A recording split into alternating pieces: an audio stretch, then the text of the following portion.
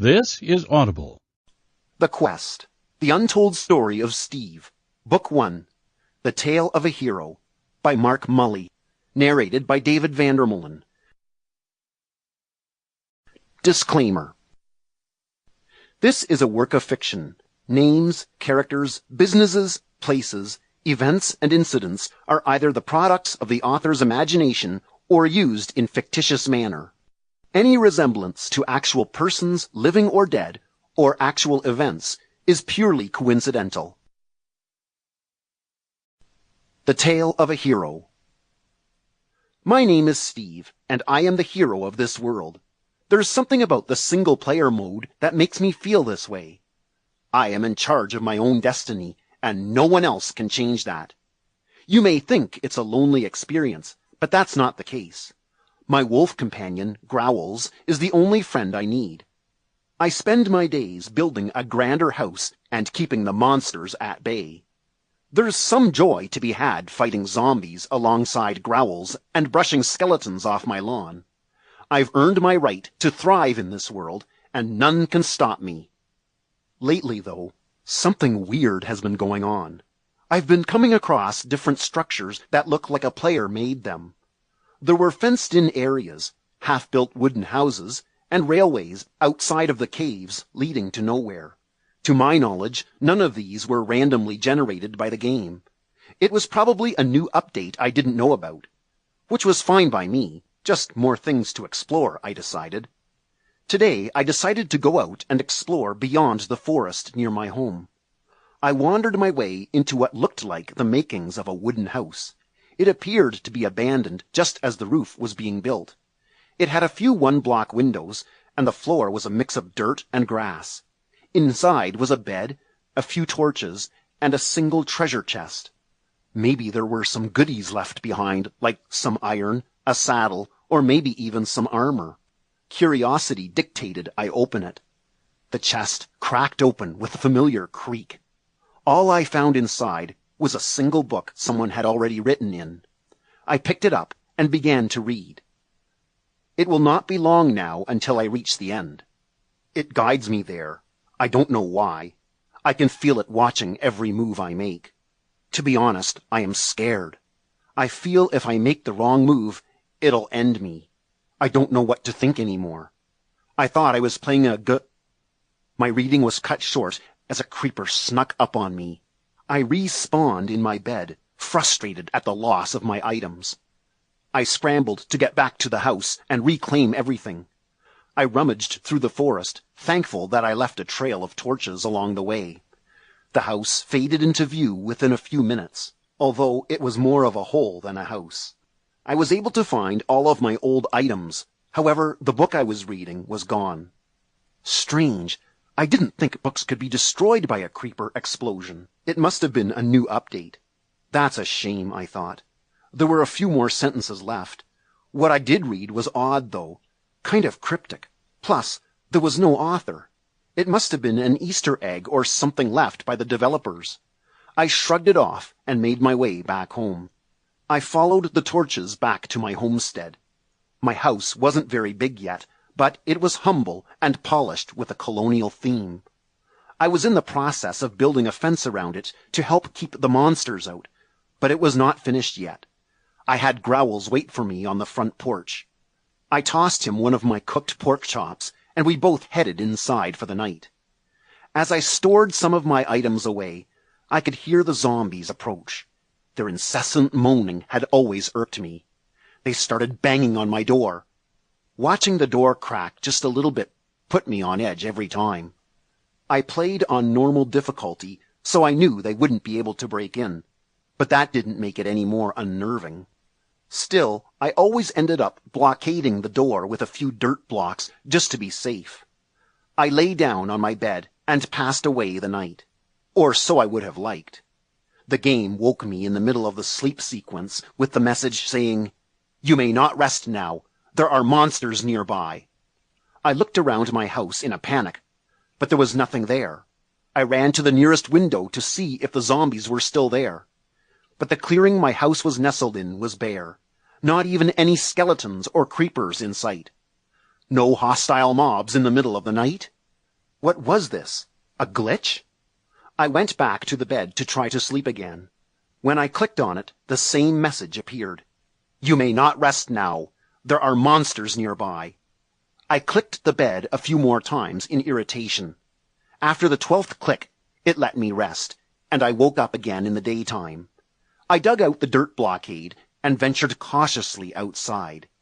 There weren't any rotten flesh or bones that usually littered my yard when the sun rose.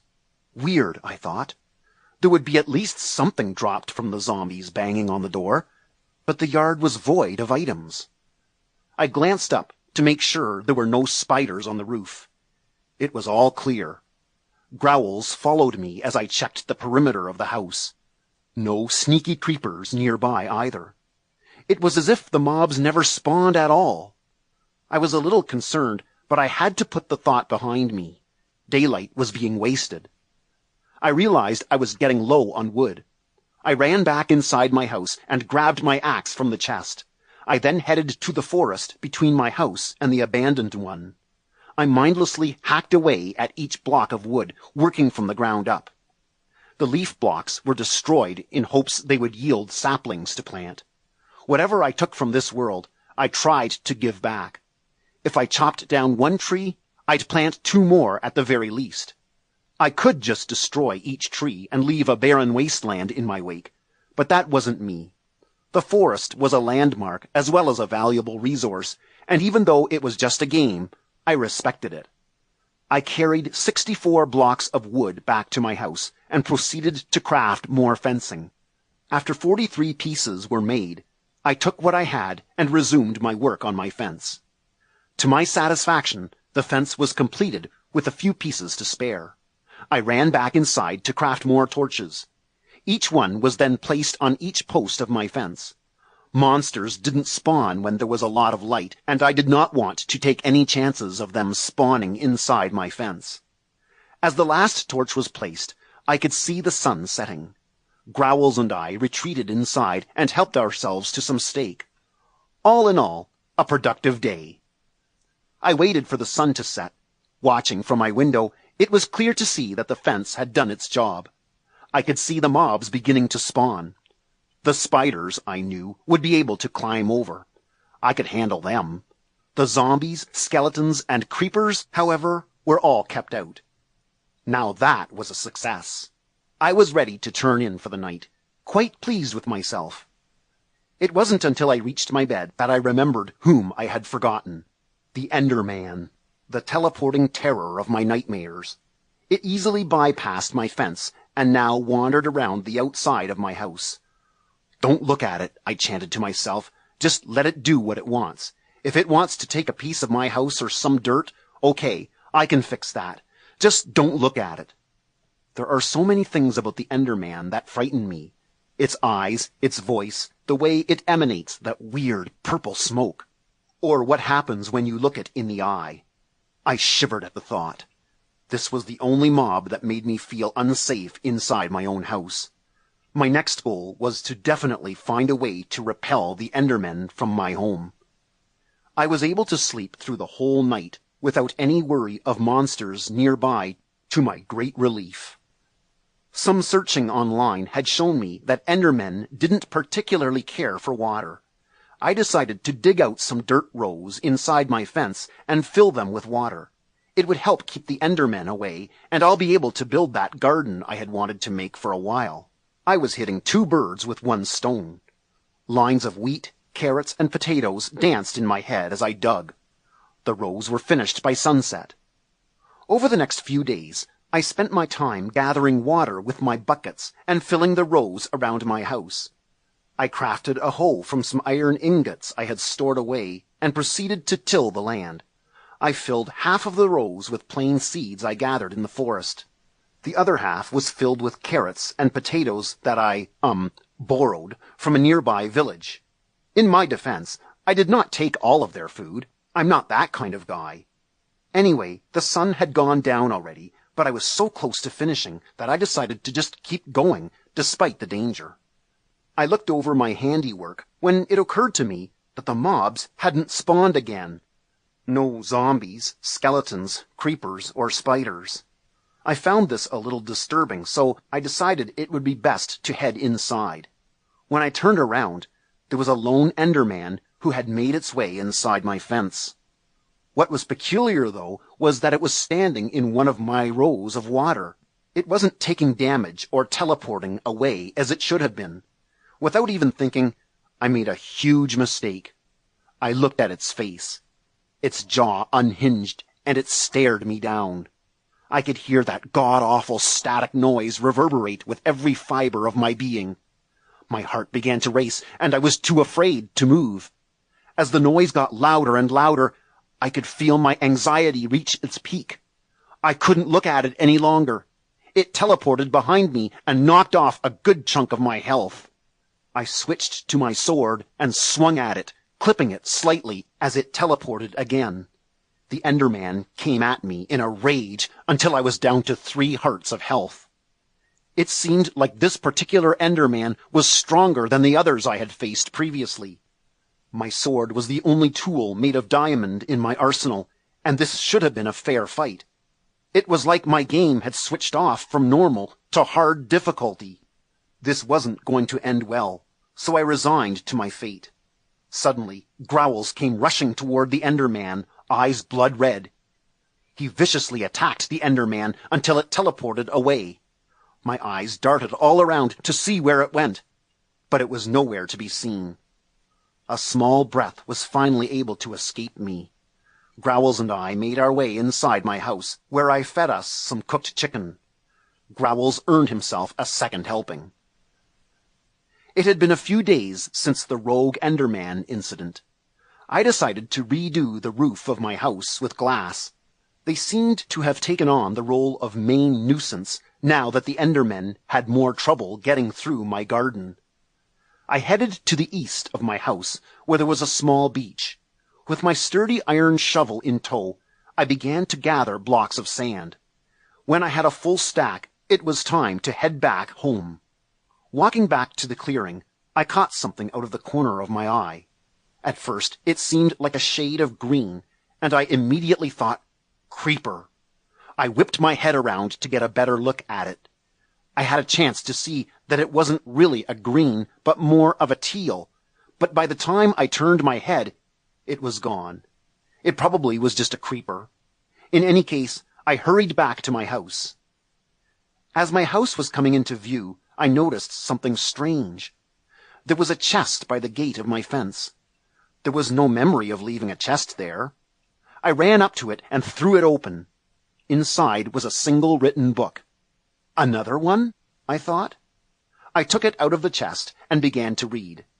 After a few sentences, it was clear that this was the same book that was in the abandoned house. It still had no author. I puzzled over how it could have made its way into a chest by my fence. This seemed to be a little more than an Easter egg. My confusion was instantly overshadowed by my anxiousness to see what else the book had to say. It will not be long now until I reach the end. It guides me there. I don't know why. I can feel it watching every move I make. To be honest, I am scared. I feel if I make the wrong move, it'll end me. I don't know what to think anymore. I thought I was playing a game, but the game is breaking. It rewrites the rules. It wants to see what I do. It wants to see what you do. Don't drown in the brine. I closed the book and placed it back inside the chest. My thoughts were swirling around those words. What could they have possibly meant? It seemed like it was written by another player, but how could it have made its way to my single-player world? Was someone tampering with my game? That would explain a lot of the glitches I had encountered. This must have been some really elaborate prank by some hacker. Well, the first thing I should do, I thought, is bring up these glitches on the forums. I needed to see if anyone else had experienced these things. I had typed out all that had happened to me so far. The mysterious structures, the mobs not spawning, the overpowered Enderman, and of course, the written book. All of the responses to my post left me downhearted. No one person who replied had experienced these things. They all seemed to agree that my game was being hacked. So I took my case to customer support. I gave them my computer's specs, and they began their investigation. A week had passed before they gave a response back. They couldn't find anything wrong with my game. According to them, there was nothing wrong with the code or anything. I huffed a little. I was stuck with what I had. My morning was spent wandering aimlessly around my house, waiting for the sand to smelt into glass. I glanced at Growls, and he cocked his head. I went to the chest to fetch him some food. I was getting a little low on meat, but there was plenty of rotten flesh. It felt weird giving it to him, but it would have to do for now. Growls ate it and sat by the bed, tail up in contentment. I checked on the sand in the furnace, and it was about halfway through the stack. I took what was finished and placed it in my inventory. I needed to kill time, so I tended to the garden. All the crops were doing very well. It seems like there was always a surplus of vegetables now. I harvested each row and was heading back inside when a sudden, familiar flash of teal caught my eye. It was very hard to make out, but it looked like a person in the distance. It was the shirt of a zombie that caught my eye. No, wait, that wasn't right. It was out in the sunlight, and its skin wasn't that nauseating green. This was a player. But I was in my single-player world, right? I tried to squint and see if there was a name above its head. The fog made it impossible to make anything out. As soon as I blinked, the figure disappeared. What was going on with my game? Or was there something wrong with me? Maybe that was it.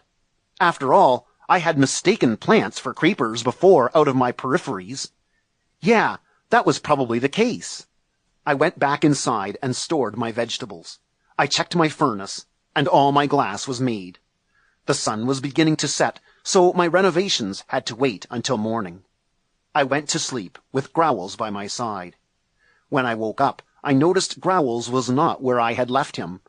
I walked around the corner and saw the dog staring outside the front window. I tried to get him to sit down, but he wouldn't respond. I offered some chicken to him, but he wouldn't take it. Was he stuck? I tried to push him away from the window, but he would go right back to it. He didn't even make a sound. He was transfixed on the window. Finally, I peered out the window to see what had his attention. He was looking toward the forest. Stepping outside revealed something bizarre to me. Those were the saplings I had planted earlier. They were left alone to grow into large, tall trees. But now I could see that some had lost all their leaves. They couldn't have just fallen off. There weren't any saplings on the ground either. Another glitch, I suspected. This was starting to get annoying. I decided to chop down the bare tree trunks. They weren't very pleasing to look at. Luckily, I had some more saplings with me, and I planted them as replacements. I was just about to plant the last one when I saw a spider lunge at me from a few blocks above. I practically jumped out of my skin. In my panic, I didn't even bother switching to my sword. The spider was bludgeoned repeatedly with an oak sapling. I let out a deep sigh once it disappeared in a small plume of smoke, leaving nothing behind but some spider silk on the ground. I picked that up and made my way back home before I had any more surprises. I returned home and noticed Growls had made his way back to my bedside as if he had never moved from that spot. I eyed him suspiciously, and he cocked his head in response. I rolled my eyes and brought him some rotten flesh from the chest. No use fretting about his strange behavior. It's all the work of some hacker anyway, I thought. I started breaking down the wooden blocks of my roof and put a glass block in their place. The moon was beginning to rise, and not much progress had been made. I frowned, but I had to call it a night. I didn't want to take the risk of letting some monster in while I put holes in my roof. The night came and went in an instant. When I woke, Growls had once again left my bedside. I found the dog looking out the side window toward the small beach. I scanned the area to see what other anomaly had taken place in my game. It was that player again. He was replacing the sand I had dug up from the beach. Growls and I watched him place each block of sand with careful precision.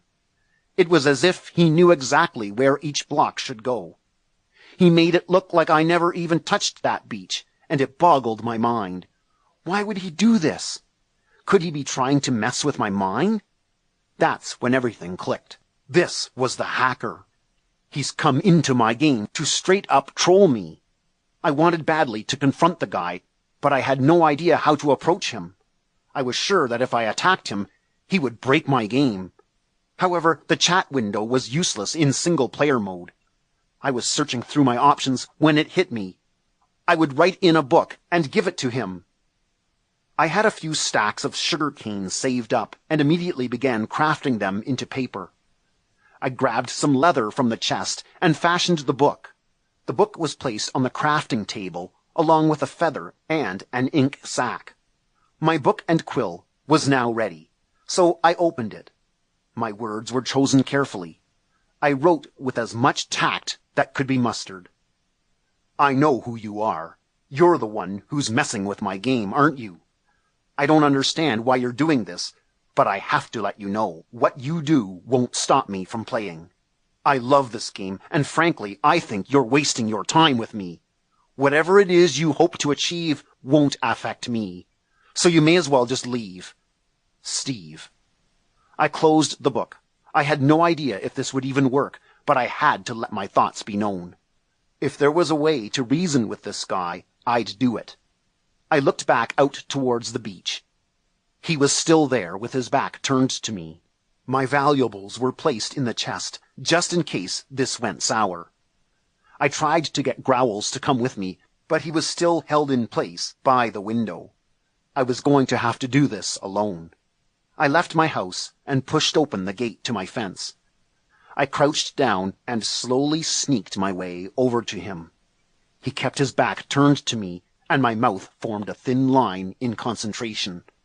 There were only a few blocks between us now. I held my breath and quickly threw the book at his feet. I made a mad dash and hid behind a pile of dirt. Peeking over the mound, I could see him turn and pick up the book.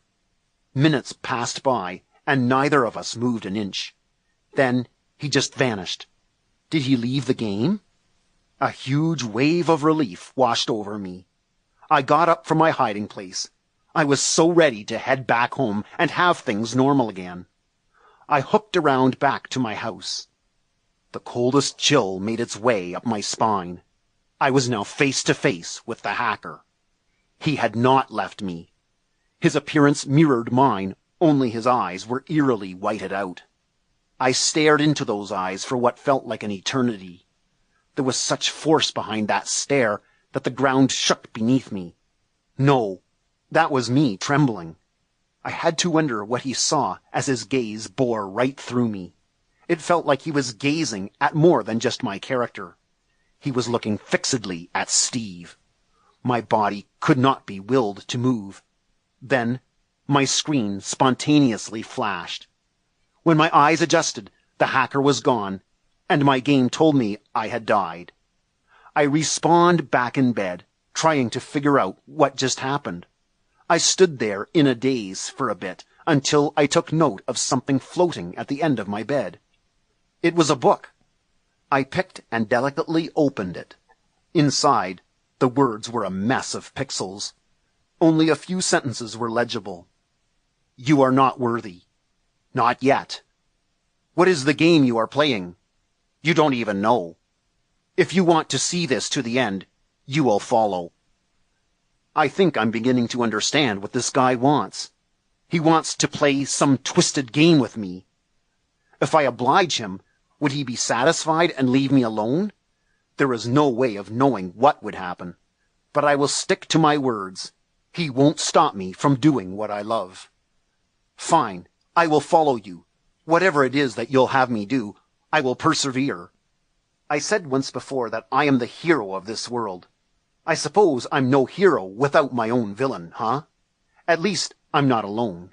If it weren't for Growls, the chance to meet this guy would have slipped right past me. I wonder who he really is and what he's all about. Why did he choose my game? Maybe the answers will reach me in time. For now, I've got a new nemesis to engage. Other books in the quest. The Untold Story of Steve Trilogy, Part 2, Part 3. If you enjoyed this book or you think it needs improvements, please take some time to write your thoughts about it on Amazon. This will help me out greatly, and I really appreciate it. Finally, for Minecraft tips and information about my latest Minecraft books, please visit my Facebook page. Don't forget to click the like button when you drop by. This has been The Quest, The Untold Story of Steve, Book 1, The Tale of a Hero, by Mark Mully. Narrated by David Vandermolen. Published by Mark Mully. Copyright 2014. This unofficial Minecraft book is not authorized, endorsed, or sponsored by Microsoft Corporation, Mojang AB, Notch Development AB, or any other person or entity owning or controlling the rights of the Minecraft name, trademark, or copyrights. All characters, names, places, and other aspects of the game described herein are trademarked and owned by their respective owners. Minecraft registered trademark and copyright 2009 through 2016. Mojang, Notch. All rights reserved. No part of this publication may be copied, reproduced in any format by any means, electronic or otherwise, without prior consent from the copyright owner and publisher of this book. Audible hopes you have enjoyed this program.